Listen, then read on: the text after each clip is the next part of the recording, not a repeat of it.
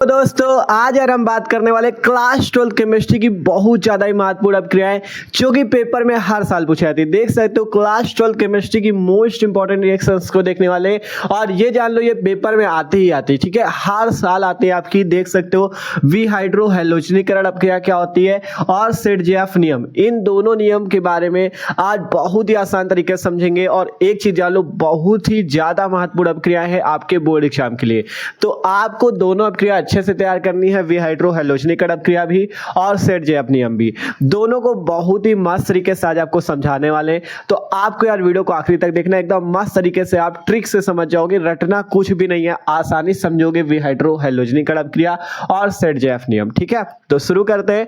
और उससे पहले यार जो लोग चैनल पे ना हो सब्सक्राइब कर लो, क्योंकि मस्त तरीके से आई चलिए आपकी क्लास 12 की। ठीक है, तो शुरू करते हैं। सबसे पहले देखेंगे विहाइड्रो हैलोजनीकरण अपक्रिया के बारे में, फिर बात करेंगे सेट-जेएफ नियम के बारे में। दोनों अपक्रियाओं को अच्छे से समझते हैं। ठीक है, तो चलो देखते हैं। तो अब बात करते हैं सबसे पहली अपक्रिया विहाइड्रो हैलोजनीकरण अपक्रिया। ठीक है, एकदम सिंपल सी अपक्रिया, आसानी से आपको समझना है ट्रिक से। ठीक है, तो देखो क्या लिखा है यहाँ पे, हमने लिखा कि एल्किल हाइलाइड, विहाइड्रो हैलोजनीकरण अपक्रिया एल्किल हाइलाइड पे होती है। ठीक है, और ये आपकी जो है हैलो एल्केन तथा हैलो एरीन वाले चैप्टर की है। ठीक है, तो लिखा गया एल्किल हाइलाइड को एथेनॉलिक के OH के साथ गर्म करने पे एल्कीन बनती है, और यह अभिक्रिया विहाइड्रो हैलोजनीकरण अपक्रिया कहलाती है। क्या करना है आपको, एल्किल हाइलाइड लेना है, उसको एथेनॉलिक KOH के साथ गर्म करना है, जिससे क्या बनेगा, एल्कीन बनेगा, और यह अभिक्रिया क्या कहलाएगी, विहाइड्रो हैलोजनीकरण अपक्रिया कहलाएगी। आपको लेना क्या है, एल्किल हाइलाइड। एल्किल हाइलाइड जानते हो ना, सिंपल RX सूत्र की यौगिक क्या कहलाते हैं, एल्किल हाइलाइड। जहां R आपका क्या होता है, एल्किल होता है, जिसकी जगह आप कोई भी ग्रुप लगा सकते हो, CH3 group, C2H5 group, C3H7 group, ये सारे ग्रुप आप क्या लगा सकते हो, R की जगह लगा सकते हो। X क्या होता है, X होता है हैलाइड। हैलाइड का मतलब हैलोजन परिवार के तत्व, जैसे फ्लोरीन हो गया, क्लोरीन हो गया, ब्रोमीन हो गया, ये सारे। ठीक है, तो यहाँ पे आप क्लोरीन, ब्रोमीन या आयोडीन लगा सकते हो। ठीक है, हैलाइड X की जगह आप क्या लगा सकते हो, क्लोरीन, ब्रोमीन, आयोडीन, और इस एल्किल की जगह CH3, C2H5, C3H7। तो ये आपके क्या होते हैं, ये होते हैं एल्किल हाइलाइड। तो आपको करना क्या है, एल्किल हाइलाइड को लेना है और उसको एथेनॉलिक KOH के साथ गर्म करना है, जिससे बनेगा क्या, एल्कीन बनेगा। ठीक है, तो सिंपल हम बना के दिखाते हैं आपको कैसे एल्कीन बनता है। ठीक है, तो उदाहरण से इसे एग्जांपल से हम लोग देखते हैं। ठीक है, एग्जांपल से इसे देखिए। सिंपल आपको करना क्या है, एल्किल हाइलाइड लेना है। मान लो हम लोग कोई एल्किल हाइलाइड के एग्जांपल ले लेते हैं। मान लो हम ले लेते हैं CH3, CH2 और हाइलाइड की जगह आप कोई भी हाइलोजन यूज कर सकते हो। मान लो हमने यूज कर दिया क्लोरीन। ठीक है, आप क्लोरीन, ब्रोमीन, आयोडीन कोई भी यूज कर सकते हो। ठीक है, इसका क्या नाम है, इसका नाम है नॉर्मल प्रोपिल ब्रोमाइड। क्या नाम है इसका, नॉर्मल प्रोपिल, सॉरी ब्रोमाइड कह रहे हैं, क्लोरीन लगा तो क्लोराइड है। ठीक है, नॉर्मल प्रोपिल क्लोराइड। ठीक है, नॉर्मल प्रोपिल क्लोराइड क्यों है, क्योंकि ये सिंपल वाला है और इसमें कार्बन कितने हैं, 1 2 1 3, 3 कार्बन के लिए प्रोपिल लगा और क्लोराइड है, तो नॉर्मल प्रोपिल क्लोराइड। ठीक है, तो ये आपका एक प्रकार का एल्किल हाइलाइड है। अब अगर आप लोग इस एल्किल हाइलाइड की अपक्रिया किससे करते हो, एथेनॉलिक KOH के साथ, तो सिंपल आपको यहाँ पे सबसे पहले क्या लेना है, KOH लेना है, और एथेनॉलिक कह रहा है तो सिंपल आपको यहाँ पे एथेनॉलिक का मतलब, एथेनॉल किसका नाम होता है, C2H5OH का। C2H5OH का नाम होता है क्या, IUPAC नेम इसका होता है एथेनॉल, और साधारण नेम होता है एथिल अल्कोहल। तो इस एथेनॉलिक कहा गया, इसलिए हमने एथेनॉल रख दिया, C2H5OH। C2H5OH क्या है, एथेनॉल। अब यहाँ पे आपको गर्म करना है, तो यहाँ पे आपको गर्म लिख देना इस टाइप से। तो सिंपल आप अगर एल्किल हाइलाइड को KOH के साथ, एथेनॉलिक KOH के साथ, इसलिए हमने एथेनॉल की उपस्थिति दे दी C2H5OH की। अब अगर आप इसे गर्म करते हो तो क्या बनता है, एल्कीन बनता है। एल्कीन क्या होता है, डबल बॉन्ड वाला। ठीक है, एल्कीन डबल बॉन्ड रखता है ना एल्कीन में, तो एल्कीन बनता है। देखो कैसे बनेगा, सिंपल यहाँ का K देख रहे हो, यहाँ का Cl देख रहे हो, यहाँ से सबसे पहले KCl बाहर निकल जाएगा। ध्यान से देखो, ये K और Cl मिलके बाहर निकल गया। अब यहाँ का ये हाइड्रोजन देखो, जहां से Cl जुड़ा उसका नहीं, उसके बगल वाले का एक हाइड्रोजन बाहर निकलेगा, तो बचेगा क्या, यहाँ से बचेगा CH3CH। ध्यान से समझो, जिससे ये हाइड्रोजन जुड़ा उसका नहीं, उसके बगल वाले कार्बन का एक हाइड्रोजन निकलेगा, तो बच क्या गया, CH3CH। अब यहाँ से CH बचा, अब यहाँ आगे क्या है, CH2 है। ध्यान से समझो, जब यहां से हाइड्रोजन निकला तो CH बचा और आगे क्या है CH2। इस Cl को हमने K के साथ निकाल ही दिया तो KCl ये आपका अलग बन गया। अब इसके बाद यहां का आपने हाइड्रोजन निकाला, यहां OH है तो एक हाइड्रोजन मिलके दो हाइड्रोजन और ये ऑक्सीजन मिलके H2O, इतना आपका बाहर निकल जाएगा H2O। ठीक है, अब यहां से आपने एक हाइड्रोजन निकाला था तो जहां हाइड्रोजन निकला है वहां पे बॉन्ड बढ़ जाएगा। अब यहां पहले एक बॉन्ड था, अब हाइड्रोजन निकाला तो अब यहां पे डबल बॉन्ड हो जाएंगे, यहां पे बन जाएगा CH3CH डबल बॉन्ड CH2। क्या बन जाएगा? CH3CH डबल बॉन्ड CH2, जो कि एक प्रकार का एल्कीन है। एल्कीन पे डबल बॉन्ड लगता है, CH3CH डबल बॉन्ड CH2 बन गया। इसका क्या नाम हो जाएगा? प्रोपीन। इसका क्या नाम हो जाएगा? प्रोपीन। ठीक है, तो इस टाइप से आप एल्किल हैलाइड से एल्कीन बनाते हो तो इस अपक्रिया को विहाइड्रोहैलोजनीकरण अपक्रिया कहते हैं। और इसमें होता क्या?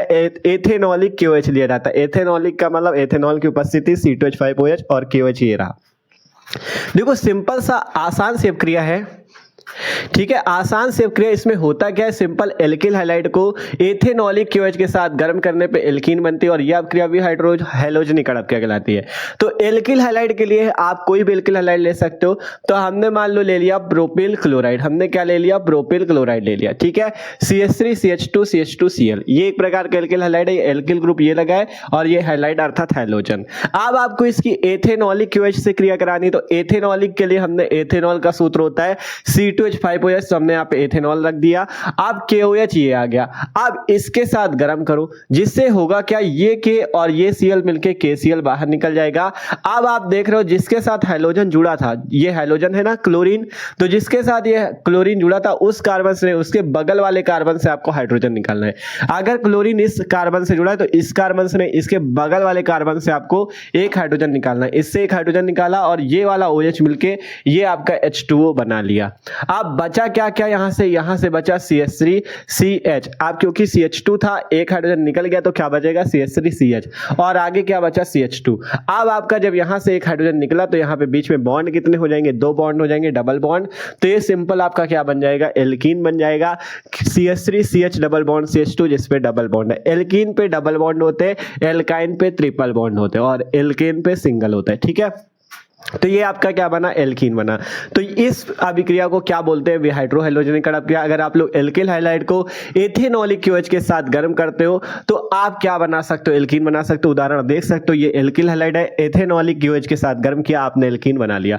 महत्वपूर्ण अपक्रिया, केवल कुछ नहीं करना, इसी टाइप से आपको लिख देना है। पेपर में पूछी जाती है, सिंपल आपको इस टाइप से लिखना है, फिर एग्जाम्पल दे देना है, मस्त तरीके से आपके नंबर मिल जाएंगे। ठीक है, तो आपका ये अपक्रिया हो गई विहाइड्रोहैलोजनीकरण अपक्रिया। अब बात करते हैं सेट-जैप नियम। देखो विहाइड्रोहैलोजनीकरण अभिक्रिया ही है सेट-जैप नियम, लेकिन उसमें होता क्या है? देखो ये समझो, विहाइड्रोहैलोजनीकरण अभिक्रिया में क्या होता है? जब आप प्राथमिक एल्किल हैलाइड, ये कैसा एल्किल हैलाइड है? प्राथमिक। अगर प्राथमिक एल्किल हैलाइड की अभिक्रिया करते हो तो सिंपल हो जाती है, लेकिन अगर द्वितीयक एल्किल हैलाइड होगा तो आपको द्वितीयक एल्किल हैलाइड की अभिक्रिया KOH से करने के लिए आपको क्या यूज करना होगा? सेट-जैप नियम का। ठीक है, प्राथमिक एल्किल हैलाइड पे तो सिंपल से अभिक्रिया हो गई, लेकिन अगर द्वितीयक एल्किल हैलाइड की आप KOH से अभिक्रिया करते हो तो उसमें क्या यूज करना होगा? सेट-जैप नियम। तो आप पढ़ते हैं सेट-जैप नियम, आपको सेट-जैप नियम के बारे में समझाते हैं क्या है सेट-जैप नियम। तो इसको सब लोग पहले नोट कर लो। ठीक है, तो अब बात करते हैं भैया सेट-जैप नियम के बारे में। सेट-जैप नियम क्या होता है? आप जो यहाँ पे लिखा है ये आपको केवल समझने के लिए है, इसको रटना कुछ नहीं। ठीक है, केवल समझाने के लिए हमने अपनी भाषा में लिखा जिससे आप लोग इसे समझ सको। ठीक है, सेट-जैप नियम हमने आपको बताया। सेट-जैप नियम क्या होगा? अगर आप डिहाइड्रोहैलोजनीकरण या विहाइड्रोहैलोजनीकरण अपक्रिया जो आपने अभी देखी, उसमें क्या था? अगर आप लोग एल्किल हैलाइड का एथेनॉलिक KOH के साथ आप उसे गर्म करते हो तो क्या बनता है? एल्कीन बनता है। कब? जब प्राथमिक एल्किल हैलाइड होगा। अगर सिंपल RX होगा तो अगर उस RX का आप क्या करते हो? RX का मतलब एल्किल हैलाइड, जैसे CH3X या CH3Cl, CH3Br कुछ भी। ठीक है, अगर CH3X है या CH3Cl है, सिंपल कह सकते हो। अगर C2H5Cl है, C3H7Cl है, तो इसे क्या बोला जाएगा? प्राथमिक एल्किल हैलाइड। लेकिन ये अगर इस टाइप से लिखा हो CH3CHCl तो इसे क्या बोला जाएगा? द्वितीयक एल्किल हैलाइड। देख सकते हो CH3CHCl CH3। और इसी टाइप से मान लो इस टाइप से लिखा हो CH3CH2CHCl CH3, ऐसे लिखा हो तो क्या बोला जाएगा? तब भी इसे क्या बोला जाएगा, इसे हम लोग बोलेंगे द्वितीय, इसको भी द्वितीयक एल्किल हैलाइड, इसको भी द्वितीयक एल्किल हैलाइड। ठीक है, तो प्राथमिक एल्किल हैलाइड इस टाइप से सिंपल प्राथमिक एल्किल हैलाइड, और ये वाले आपके क्या कहलाते हैं, द्वितीयक एल्किल हैलाइड। तो अगर आप लोग प्राथमिक एल्किल हैलाइड की क्यूएस सब क्या कर रहे थे तो डिहाइड्रोहैलोजनीकरण अपक्रिया द्वारा हो रही थी, लेकिन अगर आप लोग द्वितीयक एल्किल हैलाइड का क्यूएस से अपक्रिया करते हो, डिहाइड्रोहैलोजनीकरण अपक्रिया करते हो, तो उसके लिए आपको क्या यूज करना पड़ता है, सेट-जेफ नियम का। ठीक है, तो यही चीज हम आपको समझाने का प्रयास कर रहे हैं। तो देखो सबसे पहले हमने ऊपर यहाँ पे लिखा भी है कि द्वितीयक एल्किल हैलाइड, हमने लिखा द्वितीयक एल्किल हैलाइड का विहाइड्रोहैलोजनीकरण सेट-जेफ नियम के अनुसार करने हैं। जैसा कि हमने बताया कि जब द्वितीयक एल्किल हैलाइड होगी तब उसका विहाइड्रोहैलोजनीकरण हम लोग सेट-जेफ नियम के अनुसार करते हैं। और एक चीज जान लेना, पेपर में कभी कभी विहाइड्रोहैलोजनीकरण के नाम से पूछ लेता है और कभी कभी वी की जगह डी आ जाता है, तो कंफ्यूजन होना, एक ही अभिक्रिया विहाइड्रोहैलोजनीकरण या डिहाइड्रोहैलोजनीकरण। ठीक है, तो सिंपल आपने समझा द्वितीयक एल्किल हैलाइड का जो विहाइड्रोहैलोजनीकरण होता है वो कैसे होता है, सेट-जेफ नियम के अनुसार। अब मान लो जैसे हम कोई द्वितीयक एल्किल हैलाइड का उदाहरण लें, अगर हम कोई द्वितीयक एल्किल हैलाइड का उदाहरण लें, ठीक है, उदाहरण से समझोगे तो आसान रहेगा। सिंपल मान लो CH3 CH2 CH Cl CH3, ये आपका कोई द्वितीयक एल्किल हैलाइड है। ठीक है, इसका क्या नाम हो जाएगा, इसका नाम क्या हो जाएगा, देखो यहाँ पे आपका दूसरे कार्बन पे क्लोरीन लगा तो इसका नाम क्या हो जाएगा, 2-क्लोरोब्यूटेन। ठीक है, 2-क्लोरोब्यूटेन, क्या नाम हो जाएगा, 2-क्लोरोब्यूटेन।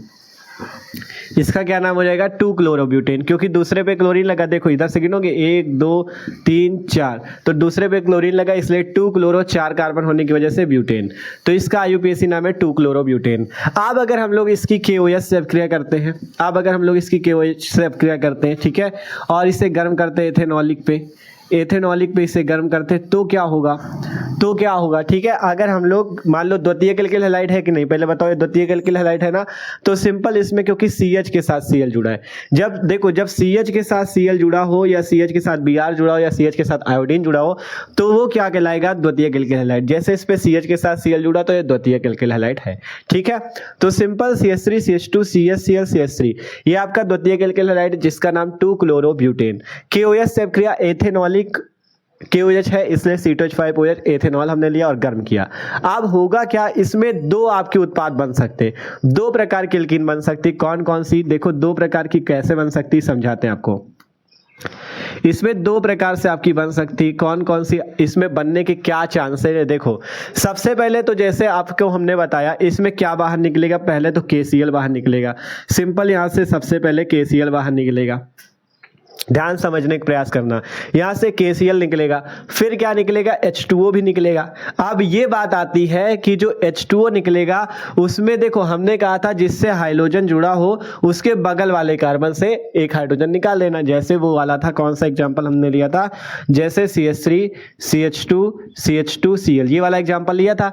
इसमें KOH से अपक्रिया की थी तो हमने कहा था सिंपल KCl पहले निकाल दो, आप जिससे हाइड्रोजन जुड़ा उसके बगल वाले कार्बन से हाइड्रोजन निकाल दो, तो इसका बगल वाला कार्बन ये, तो इससे हाइड्रोजन निकाल दो और OH निकाल दो, H2O बाहर। लेकिन यहाँ पे द्वितीयक वाले पे क्या है, इसमें क्या दिक्कत है, देखो इस पे तो हाइड्रोजन लगा लेकिन इसके बगल दो लोग हैं, पहला तो ये फिर ये, तो अब बात ये आती इससे हाइड्रोजन निकाले कि इससे हाइड्रोजन निकाले। अगर हम लोग इस वाले से हाइड्रोजन निकालते तो यहाँ पे क्या हो जाता है, यहाँ पे हो जाता है CH3 CH, देखो CH2 था, अगर यहाँ का हाइड्रोजन निकालते तो ये OH के साथ लग के H2O निकल जाता है। ठीक है, ध्यान समझना, अगर इससे हाइड्रोजन निकालते तो ये हाइड्रोजन और OH मिलकर H2O निकल जाता है, बचता क्या, CH3 CH और आगे क्या बचेगा, CH और क्या बचेगा, CH3। अब आपको पता है अगर आपने यहां पर से हाइड्रोजन निकाला तो इसके बीच में कौन सा बॉन्ड लग जाएगा, डबल बॉन्ड।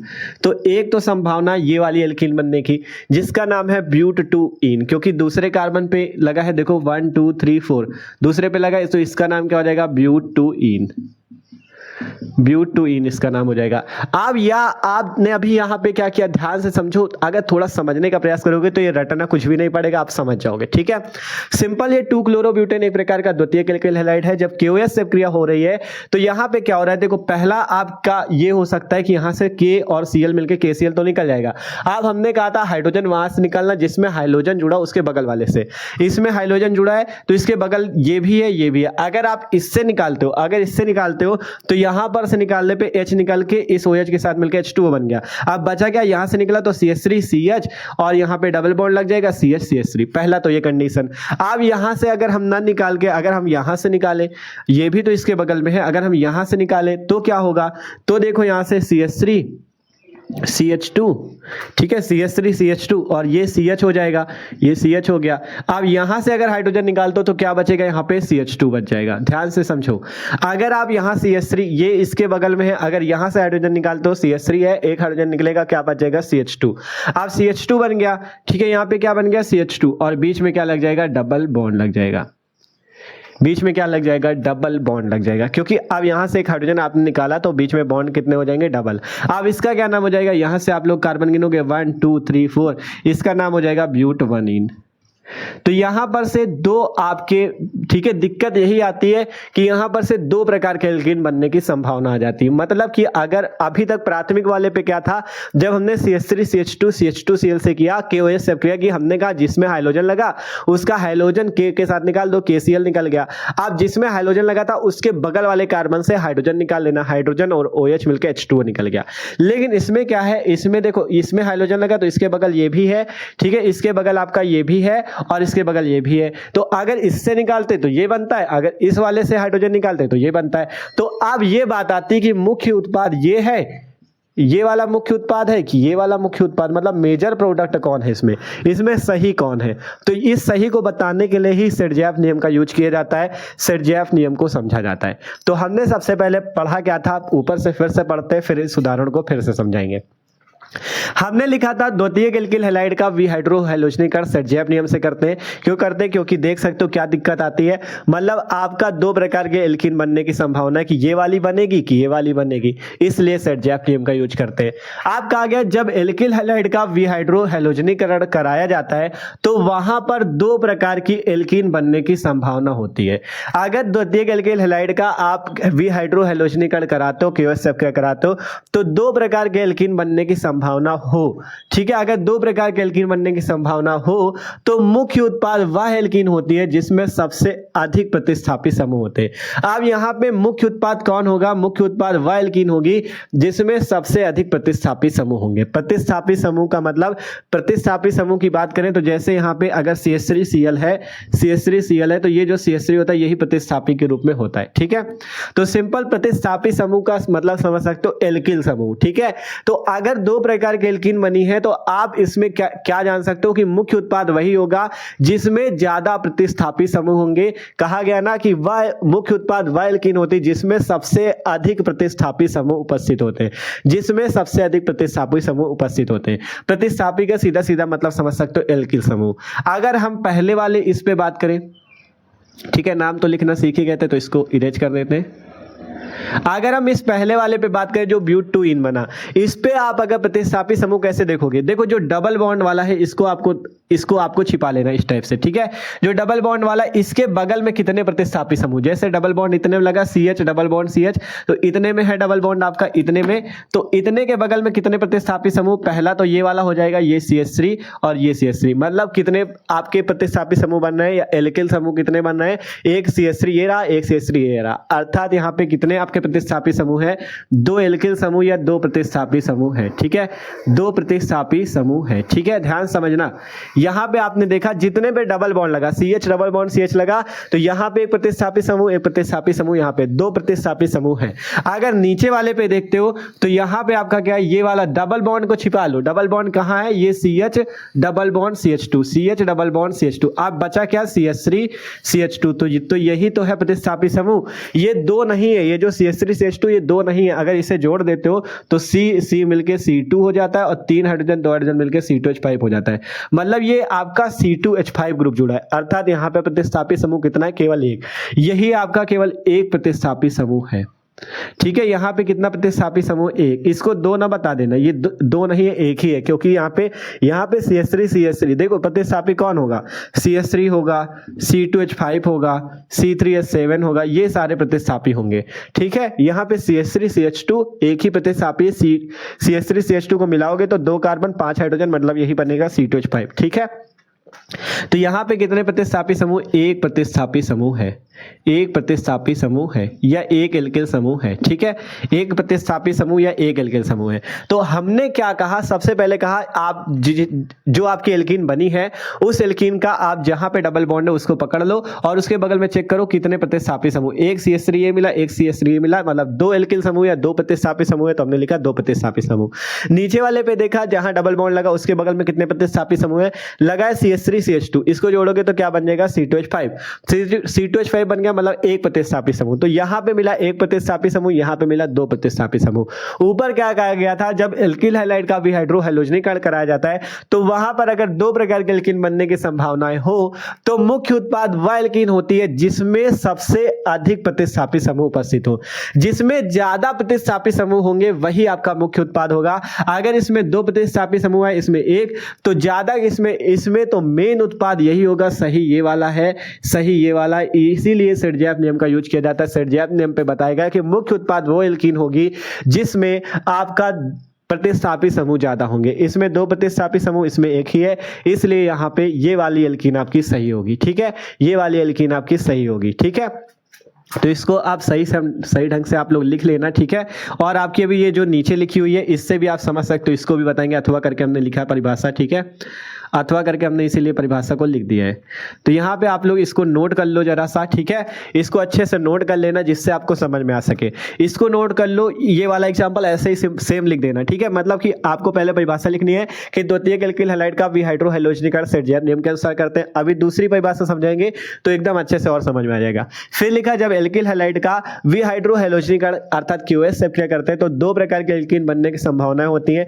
जैसे आपने देखा Cl यहां से निकलना है तो हमने कहा था हाइड्रोजन के बगल वाले कार्बन से हाइड्रोजन निकालना। अगर यहां से निकालते हो तो ये एल्कीन बनती है, अगर इसके बगल वाले यहां से निकालते हो तो ये एल्कीन बनती है। दो प्रकार के एल्कीन बन रही, तो कौन सी एल्कीन मुख्य उत्पाद होगी, कौन सी एल्कीन मेजर प्रोडक्ट होगी? तो मेजर प्रोडक्ट वही होगी जिसमें ज्यादा एल्किल समूह या ज्यादा प्रतिस्थापी समूह होंगे। यहाँ पे दो प्रतिस्थापी समूह, यहाँ पे एक प्रतिस्थापी समूह, तो जिसमें ज्यादा प्रतिस्थापी समूह वही आपकी मेन होगी। ठीक है, तो सबसे पहले आप लोग कॉपी पे इसको इतना नोट कर लेना। फिर इसके बाद आपको यहाँ पे हम इसको अच्छे से नीचे समझा देंगे। ठीक है, इसको हम इरेज कर रहे हैं क्योंकि आपका इतना आप लोग समझ चुके हो, तो हम इसको इरेज करेंगे। अब आपको इस एग्जांपल को इस नीचे वाली परिभाषा के अनुसार भी समझा देते हैं। ठीक है, तो इसको पहले नोट कर लेना, इसके नीचे इसकी परिभाषा वाला नोट कर लेना तो आपको अच्छे से समझ में आ जाएगा। ठीक है, तो इसका स्क्रीनशॉट कर लो। ठीक है, तो अब इस परिभाषा के अनुसार समझो जो अथवा पे हमने लिख रखी है।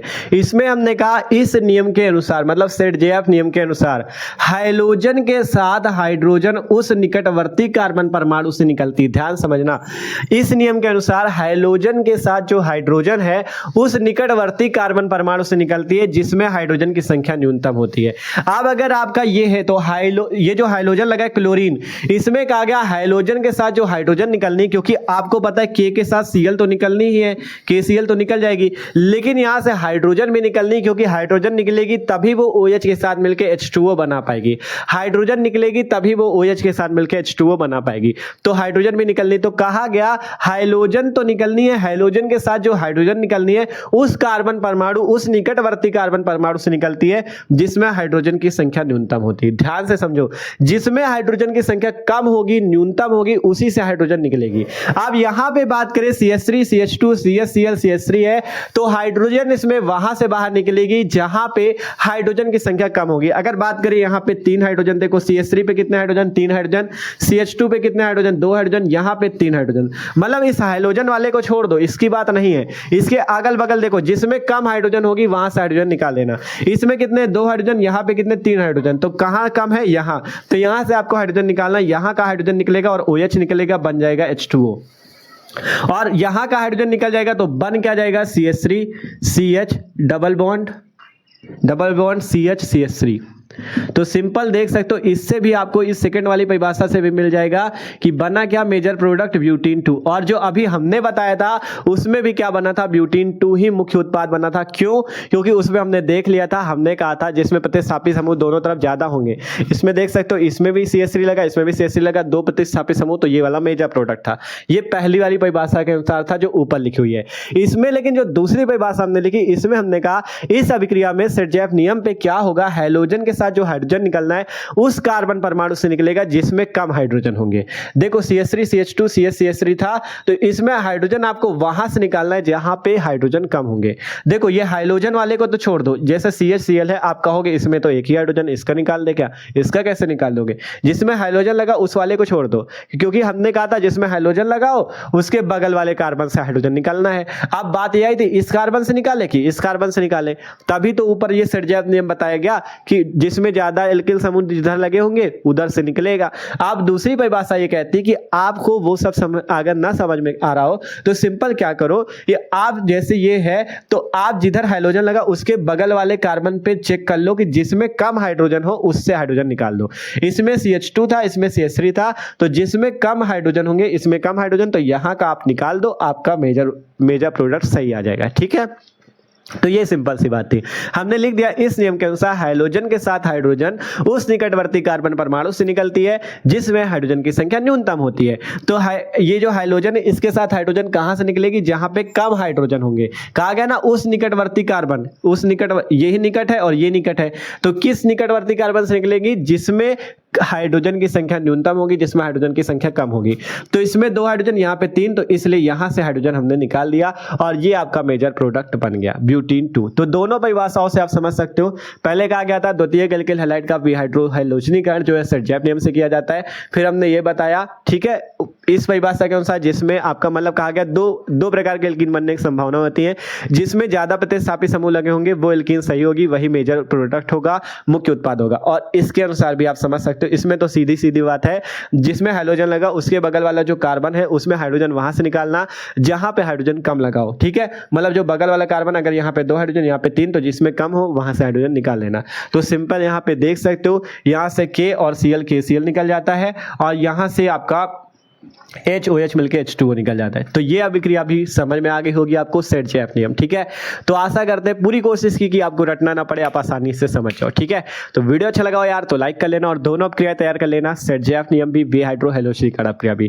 हमने पूरी कोशिश की कि आपको इसे रटना ना पड़े, आप अच्छे से समझ जाओ केवल। ठीक है, तो मिलते हैं अगले वीडियो पे। चैनल पे ना हो तो सब्सक्राइब कर लो, क्योंकि मस्त तरीके से आई चलिए आपकी क्लास 12 की। और अगर किसी भी टॉपिक पे प्रॉब्लम हुआ करे तो कमेंट करके बता भी दिया करो। तो मिलते हैं अगले वीडियो पे।